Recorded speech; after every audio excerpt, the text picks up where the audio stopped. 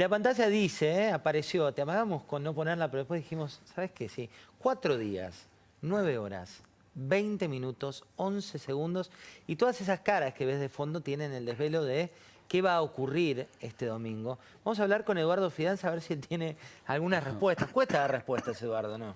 Cuesta mucho. En primer lugar, gracias por la invitación, José. Cuestan mucho las respuestas. Yo en algún momento dije que estas me parecían las elecciones con mayor incógnita, yo te diría desde el 83 en adelante.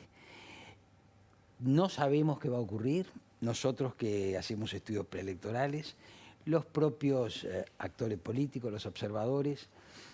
Yo te diría esto, creo que no sabemos porque uno puede establecer hipótesis respecto a que no estaremos en un momento de cambio de tendencias en la Argentina. Es decir, vos que sos un muy buen periodista, pero además tu especialidad es la economía. El otro día un colega tuyo decía, si fuera por la economía, Macri tiene que perder. De hecho, en la historia de la democracia demuestra que en situaciones concretas... Exactamente. Entonces, primero tenemos que ver si no hay un elefante que está cruzando y no lo vemos. Ese elefante sería tal magnitud de crisis económica. La respuesta del electorado es, le atribuyo esto al gobierno y no lo voto. Pero tu colega seguía diciendo, pero este es un país extraño, donde lo que se cumple en otros lados podría no cumplirse. Entonces, ¿qué nos encontramos? Encontramos un escenario donde efectivamente el gobierno, el presidente, recoge mucho enojo porque la gente le atribuye la situación económica, no poder llegar a fin de mes, las tarifas, la desocupación, etc. Pero no se advierte una alternativa nítida.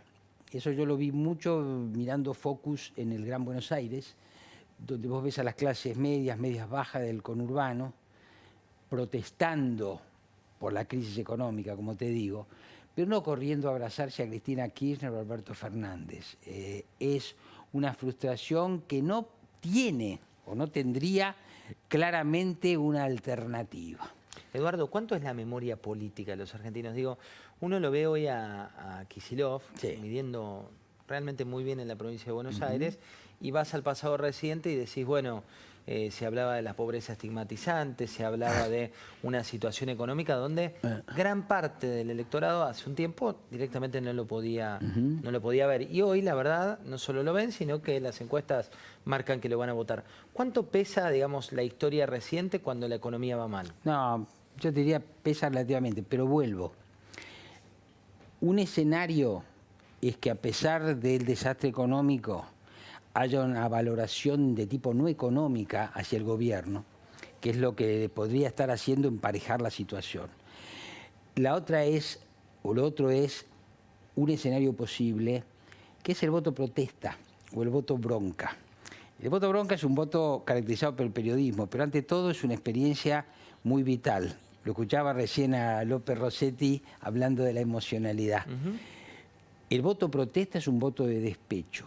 El voto protesta es un voto de frustración que tiene esta característica.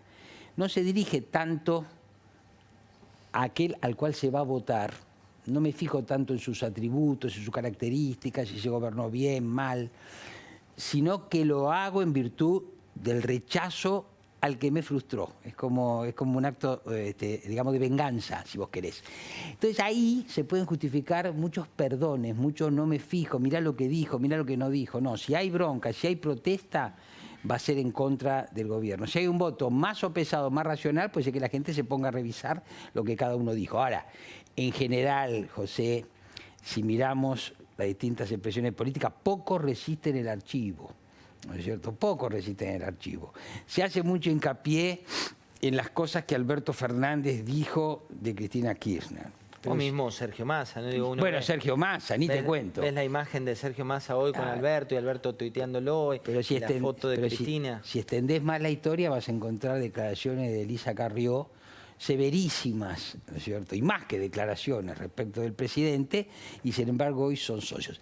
Esto ocurre en toda la política en el mundo. Lo que pasa es que en Argentina, además, estamos viviendo una desaparición de los partidos políticos muy acelerada. reemplazados por espacios políticos. Eduardo, hablando de esto, ¿no es parte de la jugada de Cristina? Digo, cuando uno veía en su momento a Lilita, que hacía referencia, que decía mi límite es Macri. Sí. De hecho, el electorado de Lilita no tenía mucho que ver con el de Macri. No. Y hoy, el haber puesto a Alberto, ¿no es parte de esa jugada de correr un límite? Yo te diría esto. Efectivamente, yo en su momento escribí esto. En realidad las decisiones de Macri y de Cristina, las dos figuras más fuertes de la política argentina, para seleccionar quiénes nos iban a acompañar en la fórmula, son decisiones más nacidas de la relativa debilidad que de la fortaleza. Vos no te olvides que se llega a esta elección con Macri manteniendo durante mucho tiempo el 50% de gente que dice nunca lo voy a votar, y lo mismo Cristina. Entonces los dos necesitaban de alguna manera matizar sus perfiles.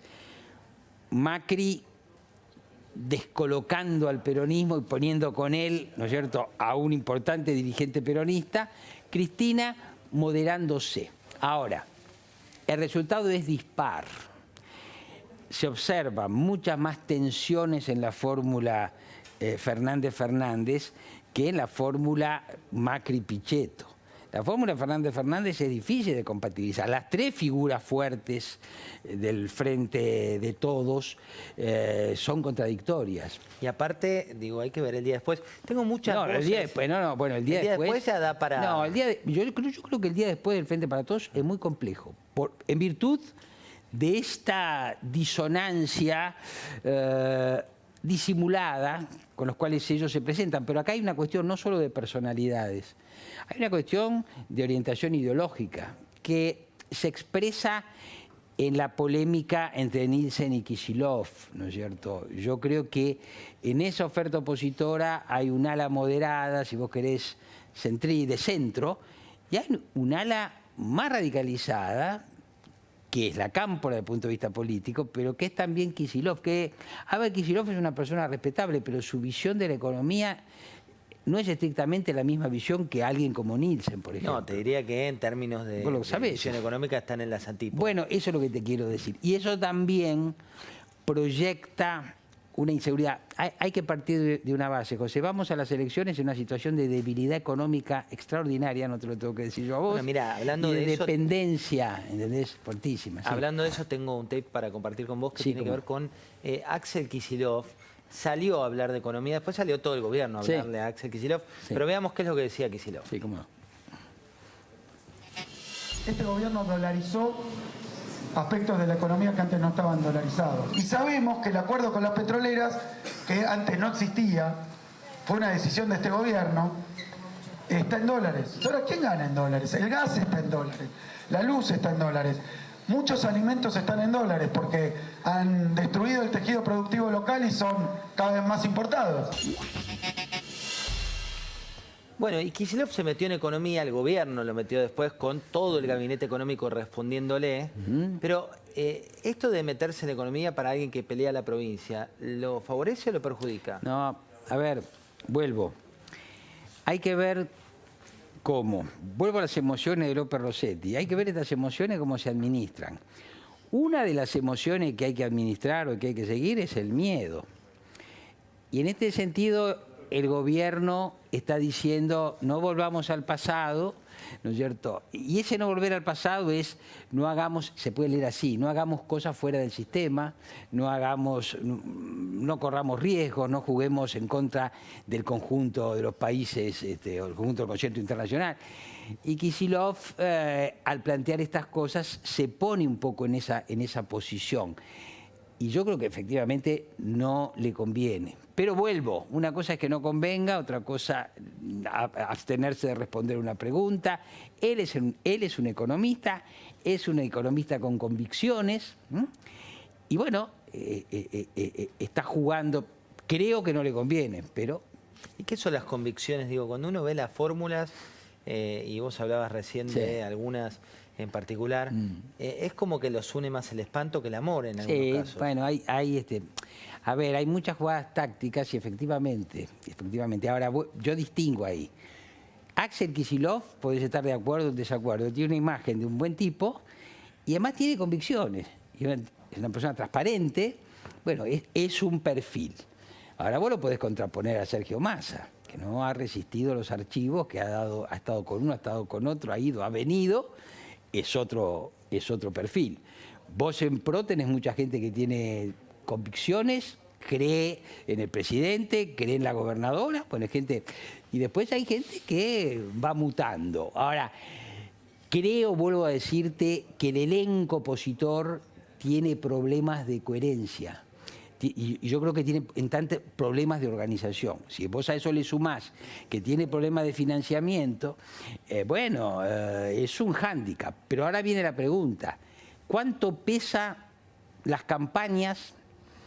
¿Cuánto pesa la economía? Está claro que la economía es adversa al gobierno, tan claro como que la campaña del gobierno es mucho mejor que la campaña de Fernández. Entonces yo creo que ahí está un poco la carta. Los últimos metros es un gran esfuerzo del gobierno para que se aprecien logros en el campo no económico. Y es un gran esfuerzo, y ahí también está Kicillof, de los Fernández, para decir, esta situación económica es inaceptable. Y atención, ¿en qué se apalanca ese último aliento de crítica económica? En la situación concreta de la gente, en lo que la gente dice en las encuestas, en lo que la gente dice en la calle, etc. Entonces, vuelvo con lo que te dije al principio. ¿Iremos a una elección donde no vemos pasar lo más evidente? La economía está mal y el gobierno no reelige. ¿O vamos a una elección sui generis, donde a pesar de la situación económica grave, el gobierno tiene chance de reelegirse? Y ahí la historia política argentina empieza a escribirse de nuevo. Porque Cambia sería, totalmente. y bueno, claro, tres derrotas al hilo del peronismo y una sociedad que reelige a un gobierno que la sometió a un ajuste severo. Es Eduardo, una novedad. ustedes miden, ¿no? Habitualmente miden, Medimos. publican poco, pero no hablo de encuestas Sí. concretamente, sino hablo de percepciones. Cuando uno recorre el conurbano, por citarte un ejemplo, ¿cómo está hoy la figura de María Eugenia Vidal? ¿Cuán ligada está a la situación económica y cuánto pesa el presidente? María Eugenia Vidal tiene como un dios aparte, por decírtelo con esa expresión. Se percibe un desgaste, pero la gente la reivindica, incluso gente que no la votó. La reivindica, su frescura le cae bien a la gente, intuye que ella es transparente y es honesta, intuye que su lucha es una lucha un poco desproporcionada contra fuerzas que la superan, pero sigue funcionando la transparencia o la imagen de transparencia de María Eugenia Vidal contra la intransparencia y las zonas oscuras del kirchnerismo. Y ahí se te presenta un interrogante. Hablábamos recién fuera de cámara de la excelente nota de hoy de Jorge Rosales. Jorge va al conurbano y mira y ve, y es un poco lo que vi yo también investigando. No te queda claro que los sectores tradicionalmente que votan al peronismo lo vayan a votar masivamente. ¿Qué quiero decirte? Para que nosotros a veces que tenemos experiencia, cuando empezamos a mirar los resultados de una elección, un escrutinio, ¿querés saber cómo le fue al peronismo? Mirá el partido de Moreno, por ejemplo. Ahí, si el peronismo lleva 30 puntos de ventaja, entonces seguramente ganó bien la elección nacional. Si lleva 15 puntos, quiere decir que está débil en su propia base. Son como espejos. Exacto, exacto. Nosotros en 2009, cuando tuvimos el acierto para la Nación, lo primero fue empezar a mirar cómo le ha ido a Néstor en el segundo cordón de Gran Buenos Aires. Cuando vimos que en lugar de 30 eran 15, 12 puntos de ventaja, nos dimos cuenta que posiblemente nuestra encuesta estuviera en lo cierto. Entonces vuelvo. Ese segundo cordón de Gran Buenos Aires es importante para que miremos pronto el domingo cómo le fue ahí a Fernández. Y esta es la sensación que uno tiene. Si no ganara Fernández a final en diciembre y a pesar de la crisis económica, entonces el gobierno fuera reelegido, quiere decir que hay cambios sociológicos y políticos más de fondo que no estamos viendo. Y posiblemente signifique, si ocurre de esa manera, que el peronismo no tiene claramente un programa, como yo digo, para la tercera década del siglo XXI. Pero eso siempre y cuando no ocurra ante lo más evidente, que es que los gobiernos tienden a perder cuando los ajustes económicos son muy severos. Así Eduardo, en un minuto te voy a llevar a declaraciones de Alberto Fernández, pero vuelvo a esto de lo que nos interesa a todos, que es lo que uno mide, lo que vos ves. Y hay una cuestión que se da en esta paradójica campaña, que es que nadie habla del día después. Digo, nadie habla de qué pasa. De un lado te corren con el miedo, del otro lado te dicen que es el miedo. Pero digo, ¿cuánto pesa cómo van a gobernar uno u otro? No, eso está suprimido. Y yo te diría más. Yo me pregunto si el gobierno es completamente responsable cuando toma ciertas medidas, incluso contrarias a su propia concepción de la macroeconomía. Quiero decirte, cuando se congelan tarifas, cuando se controla el dólar, cuando para eso se venden dólares que después vos sabés que esos dólares se van. En fin, ¿no es cierto? Cuando estimula el consumo con anabólicos, pero eso sabés que no va a poder durar mucho. Bueno, no sé si esos son hechos estrictamente responsables. ¿Se piensa en el día después? No, no se piensa. Por ello yo hice una observación el otro día sobre el papel de los intelectuales. Los intelectuales... la oposición, el gobierno logra la adhesión de intelectuales. Mi pregunta es, ¿los intelectuales no tendrían que tomar el punto de vista de la sociedad, plantearse el día después, llamar a una responsabilidad? Si algo queda claro, José, y esto es un lugar común, ya es que los problemas del día después no se resuelven enfatizando las diferencias y descalificando al otro, que es lo que se hace durante una campaña, sino uniéndose. Y entonces este es el punto. El país que viene después del 10 de diciembre es un país con problemas gravísimos cuyo resultado, la elección, en cualquier caso va a ser la mitad de la sociedad de un lado, la mitad de la sociedad del otro. Entonces, pensemos el día después, pensemos en los problemas del día después y pensemos en las responsabilidades de la clase dirigente del día después. Hablando de clase dirigente, opiniones, te voy a llevar a una frase de Alberto Fernández para que analicemos juntos. Veámosla. La historia contará que un día los que pensaban igual pero no se ponían de acuerdo se pusieron de acuerdo para poner de pie un país que estaba de rodillas. Y también dirá que para lograr eso, una mujer que tenía un caudal de votos muy importante resignó su posición de candidata a presidenta para abrir las puertas y que todos entren. ¿Es así? ¿Resignó su poder? No, no creo. No creo que haya resignado. Y yo creo que es el problema de Alberto Fernández. ¿Viste el dicho que dice no aclares que oscurece? Yo creo que Alberto está permanentemente en la obligación de explicar algo que para mí en el fondo es inexplicable, porque yo digo, contradice el sentido común de la política, no solamente de los especialistas en política, sino del ciudadano común. ¿Cuál es el sentido común que se contradice? Que el jefe político, excepto que tenga un impedimento evidente, el jefe político ocupa el primer lugar y luego viene en el orden de poder que haya. Esto es único, esto es como el colectivo, la virome, el invento argentino, donde el que tiene la fuerza política, el que tiene los votos, nombra en el primer lugar a un delegado. Y entonces la gente lo dice eso en los focus groups. ¿Y cómo va a ser esto? Porque para la gente el jefe es el jefe y el segundo es el segundo. No, acá el segundo es el jefe. Es muy difícil pensar que Cristina Kirchner, con su personalidad de líder política, va a resignar fácilmente. Y te diría algo. Y si ella resignara, los grupos más militantes a las cuales ella responde o le responden a ella, no creo que fácilmente se alineen. Y termino con una cosa que me preocupa y lo vinculo con esta responsabilidad de los intelectuales. Y voy a usar una palabra puesta a la hora de protección al menor porque pensaba qué palabra podía usar y no hay ninguna que la reemplace. Hablas con gente próxima a los movimientos sociales y te dice, si gana Macri va a haber quilombo. Si hablas con la gente del mundo financiero, te lo dice más educadamente, pero todos descartan que si gana Fernández, los mercados van a hacer lío. Esta es la pregunta, ¿no es cierto? Esta es la contradicción que tenemos que mediar. Este no puede ser el país de los que salgan, ¿no es cierto?, hacer desorden, y tampoco puede ser el país de los mercados. Este tiene que ser el país de una clase política, una clase empresaria, una élite sindical que lleguen a ciertos acuerdos para que hagamos lo mejor que podamos hacer para salir de este tipo de problemas.